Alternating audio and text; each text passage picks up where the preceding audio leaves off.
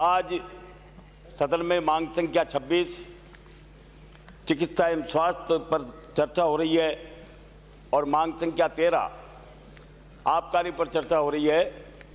मैं मांग संख्या 26 चिकित्सा और स्वास्थ्य पर अपने विचार प्रकट करना चाहूँगा।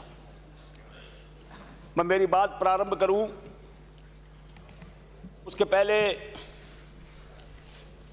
देश के लोकप्रिय प्रधानमंत्री आदरणीय नरेंद्र मोदी जी को धन्यवाद देना चाहूँगा। देश के नागरिकों के लिए निःशुल्क 175 करोड़ वैक्सीन लगाकर जो कीर्तिमान स्थापित किया है विश्व में, इसके लिए मैं उनको बहुत बहुत बधाई देना चाहूँगा। और इसके साथ साथ धन्यवाद देना चाहूँगा कि यूक्रेन और रूस युद्ध के दौरान बड़ी सफलतापूर्वक वहाँ जो हमारे बच्चे पढ़ रहे थे उनको सकुशल और हमारे देश में वापस लाए। और इसके साथ साथ जो मेडिकल विद्यार्थी वहाँ से आए हैं, राष्ट्रीय चिकित्सा आयोग एनएमसी कोविड और युद्ध के कारण इंटर्नशिप पूरी नहीं कर पाए, ऐसे विदेशी छात्र जो भारत के छात्र विदेशों में पढ़ रहे थे, उनके लिए इंटर्नशिप की व्यवस्था और हमारे देश में ही करने का जो आदेश उन्होंने प्रदान किया है, इसके लिए भी मैं मोदी जी को बहुत बहुत धन्यवाद देना चाहूँगा। और एनएमसी ने यह भी निर्णय किया है कि भारत में इंटर्नशिप करने वाले विदेशी मेडिकल छात्रों से कोई शुल्क भी नहीं लिया जाएगा। माननीय अध्यक्ष महोदय,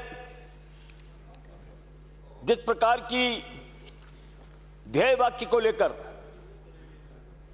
सबका साथ, सबका विकास, सबका विश्वास आदरणीय मोदी जी चल रहे हैं, उसी का ये परिणाम है कि आज जिन 5 राज्यों के चुनाव परिणाम हमारे सामने आए हैं, उसमें 4 राज्यों में भारतीय जनता पार्टी ने शानदार बहुमत के साथ वापसी हासिल की है। और कांग्रेस, मैं क्या कहूं, सभी 5 राज्यों में उनका सूपड़ा साफ हो गया है। माननीय अध्यक्ष महोदय, मैं इस अवसर पर कोई ज़्यादा राजनीतिक बात नहीं करना चाहूँगा, क्योंकि आज मांग संख्या 26 पर यहाँ पर चर्चा हो रही है। पर मैं ये निश्चित रूप से कहना चाहूँगा कि जहाँ तक हमारे प्रदेश का सवाल है, वैक्सीनेशन की पहली डोज भी अभी तक बच्चों को पूरी नहीं लग पाई है। 100% डोज का जो लक्ष्य था वो भी पूरा नहीं हो पाया है। उदाहरणार्थ मैं आपको बताऊंगा, जयपुर जिले में जहां 6 मार्च तक 4,62,338 बच्चों को पहली डोज लगनी थी, अभी तक केवल 2,91,592 लोगों को ही डोज लगी है। 1,70,000 से ज़्यादा बच्चे आज पहली डोज से वंचित हैं। मैं ये चाहूँगा कि मंत्री जी जब जवाब दें तो ये बताएं कि जब आपको केंद्र सरकार से पर्याप्त मात्रा में वैक्सीन मिल रही है, तो ये क्या कारण रहा, किसकी ढिलाई रही कि वैक्सीनेशन का काम जो आपके बार बार निर्देश के बावजूद भी अभी तक अपना लक्ष्य प्राप्त नहीं कर पाया है। दूसरी बात मैं कहना चाहूँगा, हमारे मुख्यमंत्री जी ने अपने बजट भाषण में कहा कि राजस्थान में हर जिले में मेडिकल कॉलेज की स्थापना की जा रही है। मैं उनको याद दिलाना चाहूँगा कि देश की आज़ादी के बाद 2013 तक हमारे राज्य में केवल 7 मेडिकल कॉलेज थे। एक जयपुर में, एक उदयपुर में, एक अजमेर में, एक जोधपुर में, एक झालावाड़ में, एक कोटा में और एक बीकानेर में। सबसे पहले जब देश के प्रधानमंत्री के रूप में मोदी जी ने शपथ ली, उन्होंने घोषणा की कि हिंदुस्तान के हर जिले में मेडिकल कॉलेज होगा। और उसी के अनुरूप 2013 से 2018 के बीच में जब भारतीय जनता पार्टी का राज था राजस्थान में, तो 8 मेडिकल कॉलेजेस की स्वीकृति दी। और आज हमें खुशी है इस बात की कि सभी जिलों में मेडिकल कॉलेज स्थापित किए जाएं। इसकी घोषणा आदरणीय मोदी जी ने की है। अच्छा होता कि मुख्यमंत्री जी अपने बजट भाषण में ये कहते कि 60% पैसा केंद्रीय सरकार का, 40% पैसा राज्य सरकार का, तो एक शब्द वो ये कह देते कि मोदी जी के आदेश से हमें फक्र है इस बात का कि पूरे हिंदुस्तान के हर जिले में मेडिकल कॉलेज हो रहे हैं। और उसी के अनुरूप बिना किसी राजनीतिक भेदभाव के यहाँ कांग्रेस की सरकार होते हुए भी और मोदी जी ने, क्योंकि सबका साथ, सबका विकास, सबका विश्वास, इस आधार पर चल रहे हैं, इसलिए यहाँ भी मेडिकल कॉलेजेस खोलने की स्वीकृति दी। तो कम से कम उनको, मोदी जी को धन्यवाद देना चाहिए था। माननीय अध्यक्ष महोदय, मैं आपके माध्यम से कोरोना में जिन लोगों की मौतें हुई उसके बारे में भी आपको मैं बताना चाहूँगा। सुप्रीम कोर्ट के आदेश से हमारे राजस्थान के सामाजिक न्याय विभाग ने ये कहा कि यहाँ केवल 192 लोग अनाथ हुए हैं और 5640 सिंगल पेरेंट के भरोसे यहाँ पर बच्चे रह रहे हैं। और उसी के आधार पर आपने उनको सहायता भी दी। पर केंद्रीय सरकार की जो संख्या है उसके आधार पर 714 बच्चे अनाथ हुए और 6098 के माता पिता में से एक को उन्होंने खोया है। परंतु यदि वास्तविक रूप से आप इसका सर्वे करेंगे तो ये संख्या जो बताई जा रही है, चाहे केंद्र सरकार की तरफ से बताई जा रही है या राज्य सरकार की तरफ से, इससे 3-4 गुना ज़्यादा है। तो मैं आपसे अनुरोध करना चाहूँगा कि जब आप जवाब दें उस समय निश्चित रूप से ये घोषणा करें कि आपके विभाग द्वारा पूरे राजस्थान का, पूरे प्रदेश का सर्वे कराया जाएगा और उस सर्वे में जितने बच्चे अनाथ हुए हैं, जिनके माँ बाप दोनों काल कवलित हो गए या किसी के माता की मृत्यु हो गई, किसी के पिता की मृत्यु हो गई, पूरा सर्वे करा के, और कोई भी बच्चा ऐसा नहीं रहना चाहिए कि जो अनाथ हुआ है और वो सरकारी सहायता से महरूम हो जाए। और जो आपने सहायता राशि दी है उसके बारे में भी मैं ये कहना चाहूँगा कि जिन बच्चों के माँ बाप दोनों चले गए उनको कम से कम 10 लाख रुपया एक मुश्त, और जिनके माता पिता में से एक चला गया उसको कम से कम 5 लाख रुपया एक मुश्त आप निश्चित रूप से दें। और पेंशन के रूप में जब तक वो 18 साल का नहीं होता, आप जिनके दोनों चले गए उनको 10,000 रुपये प्रतिमाह, और जिनके एक चला गया उनको 5,000 रुपये प्रतिमाह देने की आप निश्चित रूप से घोषणा करेंगे। माननीय सभापति महोदय, मुझे बड़ी तकलीफ हुई हमारे जिम्मेदार पद पर, स्वास्थ्य मंत्री के पद पर बैठे हुए व्यक्ति कैंसर दिवस के रूप के दिवस पर, और वो स्टेटमेंट देते हैं तंबाकू खाने से, तंबाकू का सेवन करने से कोई कैंसर से मौत नहीं होती। और उन्होंने यहाँ तक कहा कि जो तंबाकू नहीं पीते, जो तंबाकू का सेवन नहीं करते, उनके तो निश्चित रूप से वो क्या कहते हैं कैंसर हो सकता है, परंतु जो तंबाकू का सेवन करते हैं उनके कैंसर नहीं होता। आप अब एक साधारण एमएलए नहीं हैं, आप राजस्थान के स्वास्थ्य मंत्री हैं, और आपके मुंह से इस प्रकार के शब्द निश्चित रूप से जनता को भ्रमित करने वाले शब्द हैं। मैं बताना चाहूँगा कि जितने भी विशेषज्ञ हैं उन्होंने सबने ये कहा कि नहीं, जितनी भी मौतें होती है कैंसर से, उसमें से अधिकांश मौतें तंबाकू के सेवन से होती है। जिसने कभी न कभी तंबाकू का सेवन किया है, ऐसे लोगों से मौत होती है। तो मैं चाहूँगा कि आपने जो स्टेटमेंट दिया, हो सकता है कि इससे आपके वोटों में कुछ बढ़ोतरी हो गई होगी, गांव के लोग आपसे खुश हो गए होंगे, परंतु ये प्रदेश के लिए ठीक नहीं है।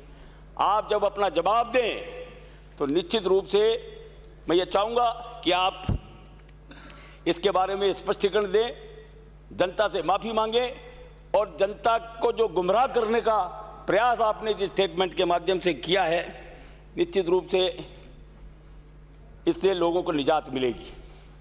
माननीय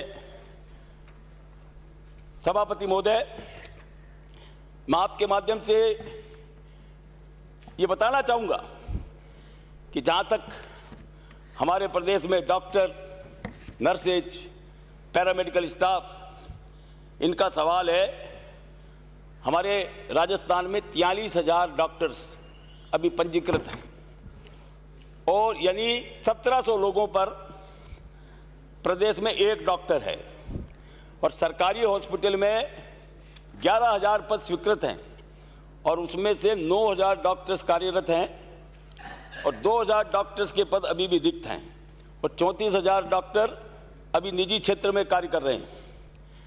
प्रदेश में करीब 3,000 छोटे बड़े सरकारी अस्पतालों में से 2500 छोटे जिलों या दूर दराज के गांवों में सरकारी अस्पताल स्थित हैं, जहां करीब 75% स्वास्थ्यकर्मी, चाहे वो डॉक्टर्स हो, चाहे नर्सेज हो, चाहे पैरामेडिकल स्टाफ, वो कोई भी वहां जाना नहीं चाहता, और राजनीतिक रसूखों से वो शहरों में लग जाते हैं। और इसका परिणाम ये होता है कि जो दूर दराज के ग्रामीण इलाकों में मरीजों को जब कोई भी बीमार होता है तो उसको या तो जिला अस्पताल में आना पड़ता है, या जो संभाग केंद्रों पर कॉलेजेज हैं, मेडिकल कॉलेज, वहाँ पर उनको आना पड़ता है। आपने कुछ दिन पहले एक अच्छा निर्णय किया कि जितने भी डेपुटेशन पे लगे हुए थे स्वास्थ्यकर्मी, चाहे वो डॉक्टर्स थे, नर्सेज थी, या पैरामेडिकल स्टाफ के लोग थे, उनका आपने सबका डेपुटेशन समाप्त कर दिया। इसके लिए मैं आपको धन्यवाद देना चाहता हूँ। परंतु इसके साथ साथ ये भी कहना चाहता हूँ कि आप पर अब दबाव पड़ेगा, एमएलए साहिबान और कई लोग आएंगे कि नहीं साहब, ये तो मेरा रिश्तेदार है, इसको तो आप जयपुर में ही रखिए, मेरा रिश्तेदार है, इसको तो आप अजमेर में ही रखिए। आप यदि वास्तव में स्वास्थ्य सेवाओं में सुधार करना चाहते हैं तो जो आपने निर्णय किया है उसका आप सख्ती से पालन करिएगा। आदरणीय सभापति महोदय, मैं आपके माध्यम से मंत्री जी को यह बताना चाहूंगा कि सरकार चाहे कांग्रेस की हो चाहे बीजेपी की हो, हम जब भी नए डॉक्टर्स की नियुक्ति करते हैं, 1-2 महीने तो वो वहाँ पर जाता है, या तो ज्वाइन ही नहीं करता, और यदि ज्वाइन कर भी लेता है तो वो कोई ना कोई सिफारिश लगा करके और जयपुर में या बड़े शहरों में अपना डेपुटेशन करवा लेता है। तो मैं आपको कहना चाहूँगा कि सरकार लाखों रुपया खर्च करती है, कम से कम जो भी नए डॉक्टर नियुक्त होते हैं उनसे बॉन्ड भरवाइए। 25 लाख रुपए और 50 लाख के बॉन्ड भरवाने की व्यवस्था हम लोगों ने भी की थी, और उसमें ये बताइए कि यदि आपने जहां आपकी नियुक्ति हुई है वहां यदि आपने ज्वाइन नहीं किया तो आपका पंजीकरण रद्द कर दिया जाएगा।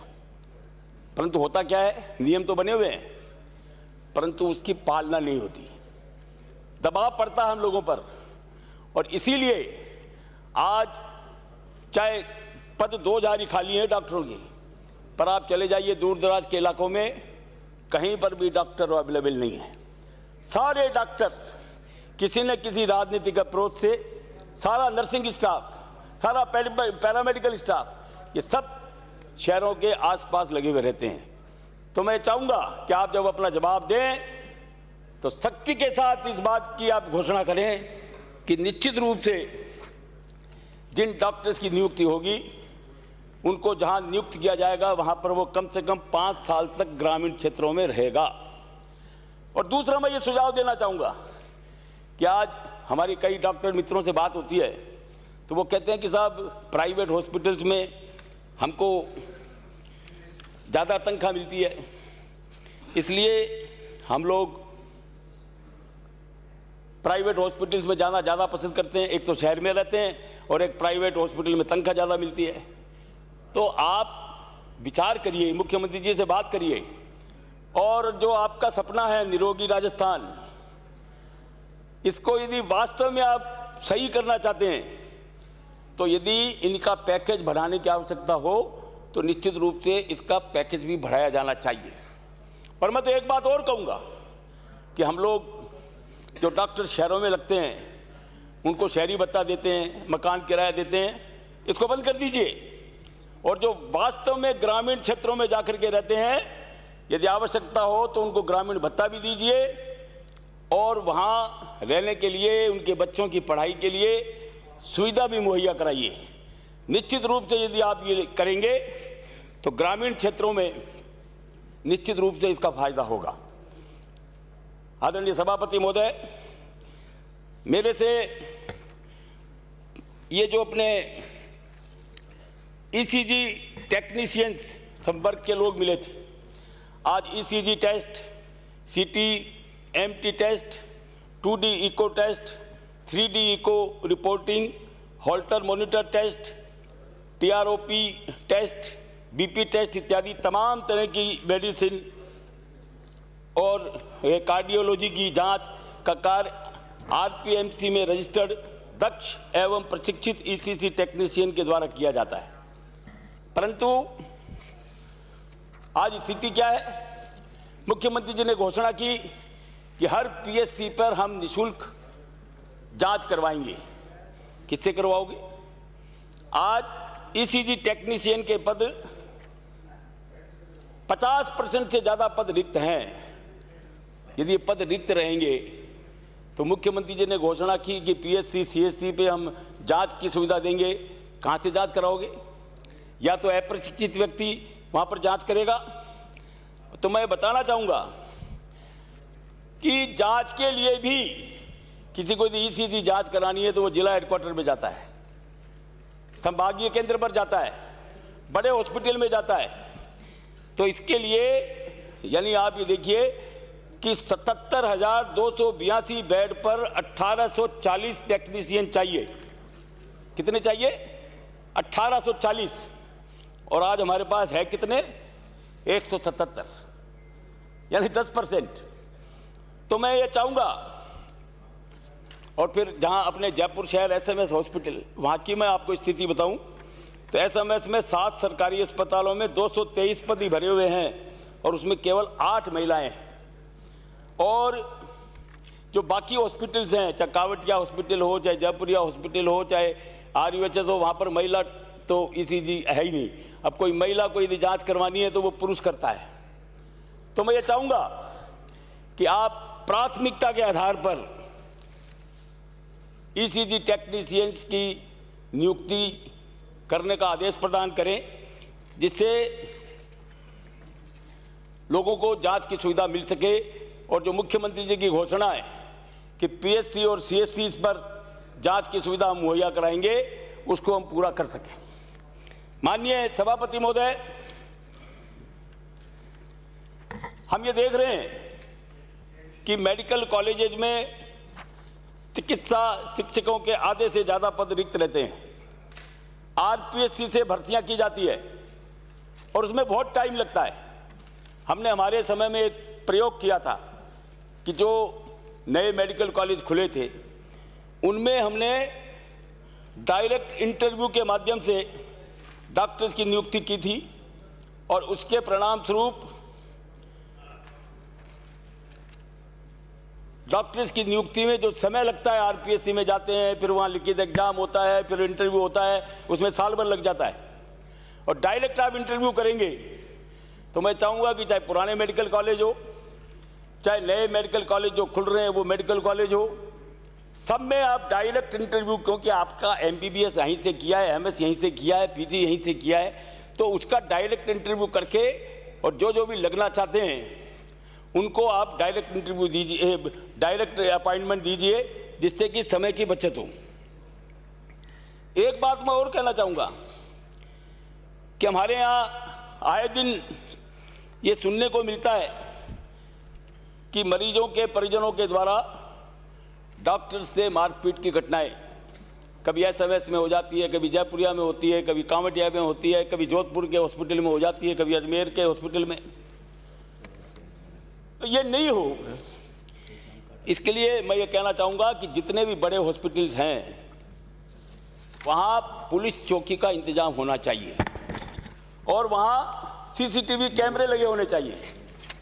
यदि आप इस प्रकार की व्यवस्था करेंगे तो निश्चित रूप से इस पर अंकुश लगेगा। और आपने तो चुनाव घोषणा पत्र में क्लिनिकल इस्टेब्लिशमेंट एक्ट को लागू करने की बात कही थी।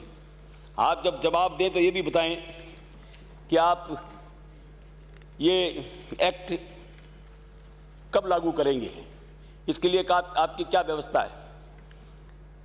माननीय सभापति महोदय, एसएमएस हॉस्पिटल हो या अन्य हॉस्पिटल हो, यहाँ करोड़ों रुपए की मशीनें खरीद करके डब्बों में बंद पड़ी है। क्यों पड़ी है? वो खराब कहते साहब, खराब है, ये ठीक नहीं हुई। क्यों होती है ये स्थिति? क्योंकि डॉक्टर्स का कमीशन होता है। आज यदि प्राइवेट जगह पर वो भेजेंगे तो उसमें 40% 50% कमीशन। तो जब करोड़ों रुपए की मशीनें हमारे पास सरकार ने खरीद करके यहाँ पर रखी हुई है, तो उसका कुछ खर्चा करके यदि ठीक कराने की आवश्यकता है तो ठीक किए जाए।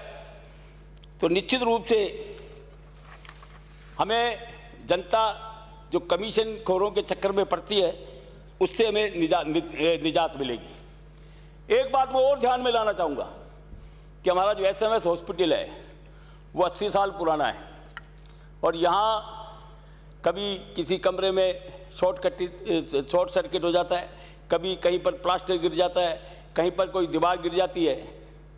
आए दिन ये घटनाएं होती है और मैंने पूछा, जानकारी ली तो पता लगा कि केवल 2 करोड़ रुपया सालाना हम वहाँ मेंटेनेंस के लिए देते हैं। तो मैं ये चाहूँगा कि मेडिकल अपने एसएमएस हॉस्पिटल जो है वो सबसे बड़ा हॉस्पिटल है हमारे पूरे उत्तर भारत का, यानी दिल्ली का जो एम्स हॉस्पिटल उससे भी बड़ा है। तो यहाँ मेंटेनेंस के नाम पर जो 2 करोड़ रुपए दिए जाते हैं, इसकी जगह पर्याप्त बजट उपलब्ध कराए और परमानेंट किसी एजेंसी के द्वारा मॉनिटरिंग हो। एक बात मैं आपको और कहना चाहूँगा कि जब भारतीय जनता पार्टी की सरकार थी तो हमने एसएमएस हॉस्पिटल और ट्रॉमा सेंटर बीच में जो टोंक रोड पर था वहाँ पर अंडरपास बनवाया था। और आप देखिए कि अंडरपास जब बनवाया तो उसमें लगा कि साहब करोड़ों रुपए खर्च होंगे। वहाँ जब दुकानें ऑक्शन हुई तो जितना पैसा उस अंडरग्राउंड में लगा ले उससे ज़्यादा पैसा एसएमएस हॉस्पिटल के पास आ गया। तो मैं ये चाहूँगा कि जैसे यहाँ सुविधा मिली, आज चाहे मरीज हो चाहे डॉक्टर हो, उनको अब सड़क पार नहीं करनी पड़ती। इसी प्रकार से मैं चाहूँगा कि हमारी योजना भी थी, सरकार चली गई, आपकी सरकार आ गई, मेडिकल कॉलेज और एसएमएस हॉस्पिटल के बीच में जेएलएन मार्ग पड़ता है, वहाँ भी यदि अंडरपास बन जाए तो हमारे रेजिडेंट डॉक्टर सारे मेडिकल हॉस्टल्स में रहते हैं, डॉक्टर्स भी आते जाते रहते हैं, तो उनकी दुर्घटनाएं नहीं हो और आना जाना सुविधाजनक हो जाए। और उसमें आप दुकानें बना दें और दुकानें यदि आप ऑक्शन करेंगे तो निश्चित रूप से हमें इसका फायदा मिल सकता है। और आज ये बात भी सही है कि एसएमएस हॉस्पिटल इतना बड़ा हॉस्पिटल होने के बाद भी, इतनी ओपीडी होने के बाद भी आज जगह कम पड़ रही है। तो मेरा एक सुझाव और है कि हमारे डीजी साहब का बंगला और सीएस का बंगला, ये दोनों हॉस्पिटल के पास में है और 6,000 7,000 गज में ये बने हुए हैं। अब कभी सीएम साहब को आवश्यकता पड़ती है, सीएस साहब को, तो उसको टाइम लगता है, तो वहाँ सीएम साहब के बगल में ही कोई आमने सामने कोई बंगला दे दो इनको, डीजी साहब को भी वहाँ बंगला दे दो। और ये जो ज़मीन है इसको यदि आप खाली करवाकर और हॉस्पिटल के लिए यदि दे देंगे तो निश्चित रूप से ये जनता आपको सालों साल याद करेगी। आदरणीय सभापति महोदय, मैं आज केवल कंस्ट्रक्टिव सुझाव दूंगा, मैं कोई आलोचना नहीं करूंगा। और सभापति महोदय, हमारा जो एसएमएस हॉस्पिटल है उसकी 10,000 की ओपीडी प्रतिदिन के लगभग है। अब मरीजों का दबाव कम करने के लिए हमने बिना किसी भेदभाव के, जब हमारी सरकार थी तो जयपुरिया हॉस्पिटल दक्षिण में, कांवटिया हॉस्पिटल पश्चिम में, गणगौरी हॉस्पिटल उत्तर में और सेठी कॉलोनी का सैटेलाइट हॉस्पिटल पूर्व में, इनमें हमने सुविधाएं उपलब्ध करवाई थी।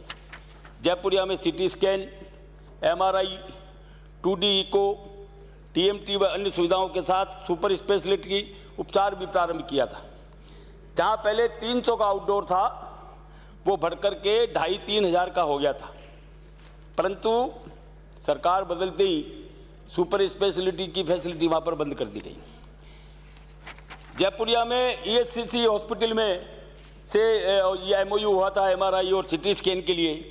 उस समय ये प्रावधान था कि बीपीएल परिवार और वरिष्ठ नागरिकों की जांच निःशुल्क की जाएगी, परंतु क्या पता क्या अव्यवस्था हुई कि अब 3-3 महीने की वेटिंग है। यानी कोई वरिष्ठ नागरिक वहाँ जाता है या जो बीपीएल परिवार का व्यक्ति जाता है तो 3-3 महीने उसको वेट करनी पड़ती है।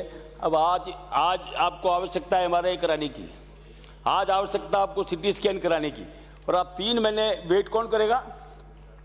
इसलिए इस व्यवस्था को भी सुधारा जाए। इसी प्रकार हमने कांवटिया में blood bank, echo cardiology centre, IVF centre सहित अनेक सुविधाएं हमने दी। ओपीडी 2,000 से बढ़कर 4,000 हो गया। सेठी कॉलोनी में मेडिसिन, सर्जरी, शिशु रोग, कार्डियोलॉजी की ओपीडी सुविधा, सोनोग्राफी की सुविधा उपलब्ध करवाई। और गणगौरी बाजार में भी हमने कई सुविधाएं मुहैया कराई। 2 मिनट में समाप्त करें। तो सभापति महोदय, अभी मुख्यमंत्री जी ने बजट में घोषणा, हम ये अपेक्षा कर रहे थे कि इन हॉस्पिटल्स को स्ट्रेंथन करने के लिए और आरयूएचएस हॉस्पिटल को सुदृढ़ करने के लिए कोई घोषणा करेंगे, परंतु उन्होंने अपने बजट घोषणा में मेरे निर्वाचन क्षेत्र में मोती डूंगरी रोड पर एक सैटेलाइट हॉस्पिटल, मोबाइल जो हॉस्पिटल चलता है उसको सैटेलाइट हॉस्पिटल किए जाने की घोषणा की है। ये तो आपने अच्छा किया, परंतु मैं ये चाहूँगा कि जयपुरिया हॉस्पिटल जो विकल्प बन सकता है, वहाँ आज भी सुपर स्पेशलिटी की व्यवस्था नहीं है, और यदि कोई एक्सीडेंट का केस वहाँ पर आता है तो उसको हाथों हाथ और एसएमएस रेफर कर दिया जाता है। तो वहाँ कम से कम एक्सीडेंटल जो केस आते हैं उसकी भी व्यवस्था हो। और इसी प्रकार से जो आरयूएचएस हॉस्पिटल है, जिसमें बहुत बढ़िया हॉस्पिटल बन गया, 1200 की कैपेसिटी है वहाँ कोविड के अंदर शानदार काम आरयूएचएस के डॉक्टर्स ने किया, परंतु वहाँ अभी इस हॉस्पिटल में मेडिकल टीचर्स की पर्याप्त उपलब्धता नहीं है। सुपर स्पेशलिटी की सुविधाओं का भी अभाव है। Neuro surgery, trauma centre, neurology, cardiology के बड़े सेंटर्स के रूप में तैयार करने के लिए गंभीर प्रयास की आवश्यकता है। बजट में कोई ध्यान नहीं दिया गया, तो मैं ये चाहूँगा कि ये व्यवस्थाएं भी हो, इसके बारे में भी निश्चित रूप से आपको ध्यान देना चाहिए। माननीय सभापति महोदय, हमारे प्रदेश में, समाप्त करें। 2 मिनट और लूँगा साहब, 2-3 मिनट। हमारे प्रदेश में Rajasthan university of health and sciences को खुले 16 साल हो गए। इससे जुड़े मेडिकल, डेंटल और नर्सिंग कॉलेज भी खुल गए, परंतु अभी भी सरकारी फार्मेसी का इंतजार है। फार्मेसी कॉलेज नहीं है। आरयूएचएस का सरकारी संगठक फार्मेसी कॉलेज नहीं होने के कारण विद्यार्थियों को प्राइवेट कॉलेजेस में जाना पड़ता है, महंगी फीस देनी पड़ती है, इन फार्मेसी के कोर्स करने को मजबूर होना पड़ता है। केवल जयपुर में सालों से एकमात्र सरकारी डिप्लोमा कॉलेज है। तो मैं ये चाहूँगा कि कम से कम आप हर जिले में नर्सिंग कॉलेज खोल रहे हैं, उसी प्रकार से कम हर संभाग केंद्र पर एक सरकारी फार्मेसी कॉलेज यदि आप खोलेंगे तो निश्चित रूप से इसका फायदा मिलेगा। इसी प्रकार से माननीय सभापति महोदय, मैं कहना चाहूँगा कि नर्सिंग ट्यूटर के समकक्ष शैक्षणिक योग्यता एवं वेतन श्रृंखला वाले राज्य के लगभग 35 अन्य विभागों के कार्यरत स्नातकों को तो आपने राजपत्रित संवर्ग में लाने का ऐलान कर दिया, परंतु नर्सिंग ट्यूटर्स के बारे में आपने कुछ नहीं किया। कोई वित्तीय वो आपके ऊपर वो भार भी नहीं पड़ेगा। यदि इनको भी आप राजपत्रित संवर्ग में शामिल करेंगे तो निश्चित रूप से ये फायदे की बात होगी। मैं निजी अस्पताल के बारे में भी 2 मिनट कहना चाहूँगा। और नहीं मानिए, प्लीज समाप्त करें। आप दो मिनट राजकुमार, 2 मिनट में कर रहा हूँ साहब, प्लीज सेव करिए। माननीय अध्यक्ष महोदय ने स्वयं ये निर्देश दिए हैं कि 7-7 मिनट बोलेंगे, आपको 30 मिनट बोलना था। आप 25 मिनट हुए, 5 मिनट बाकी है। प्लीज सेव करिए। बिराज जी आप 2 मिनट और दे दीजिए, प्लीज सेव करें। Please 2 minute. डॉक्टर माननीय सदस्य, आसन की व्यवस्था है। 2 मिनट दे दीजिए बस। प्लीज सेव करें। क्यों समय खराब कर रहे हैं आप? चलिए साहब, आपने 2 मिनट के लिए कहा, मैंने 2 मिनट आपको दे दिए। अब 2 मिनट करने का तो अंत तो है नहीं। धन्यवाद सभापति महोदय।